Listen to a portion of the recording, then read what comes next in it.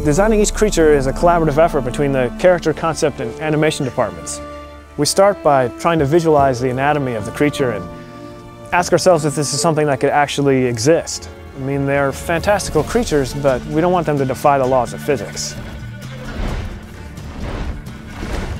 In order to become the best monster hunter, you must first learn how to understand your foes. Books and essays usually give you the information you need, where they can be found, their attack pattern, and what they fear. And it is your job to figure out the best way to kill them. Geralt has a lot of tools available at his disposal for fighting enemies in The Witcher 3. His steel sword, for instance, is used primarily for fighting human opponents, and his silver sword, which he uses for fighting monsters.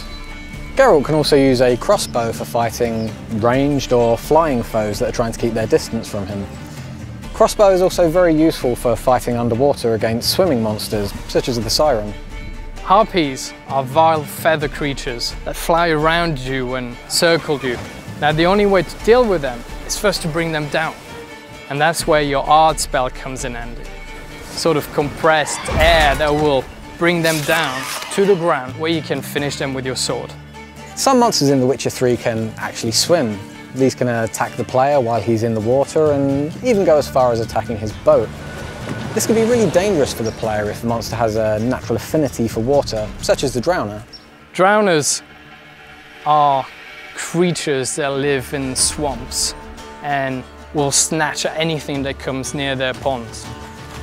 And these particular creatures absolutely hate fire and they fear it. And that's where your Igni spell, a flame that bursts out of your hand, comes in handy.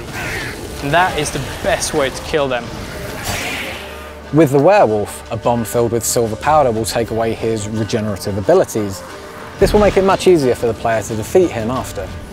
The player can use weapon oils to coat his weapons that will make them do enhanced damage against specific enemy types.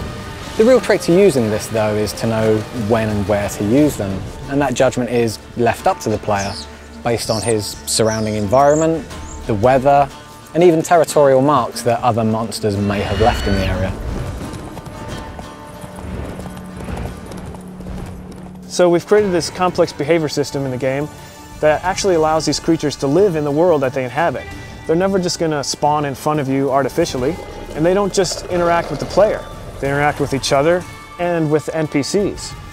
We've created a unique ecosystem that includes monsters, animals, and humans, all living together, fighting, trying to survive, and you are merely a spectator. Now it is your choice to interfere with whatever is happening in front of you. But don't forget, every action you take in The Witcher has its own consequences.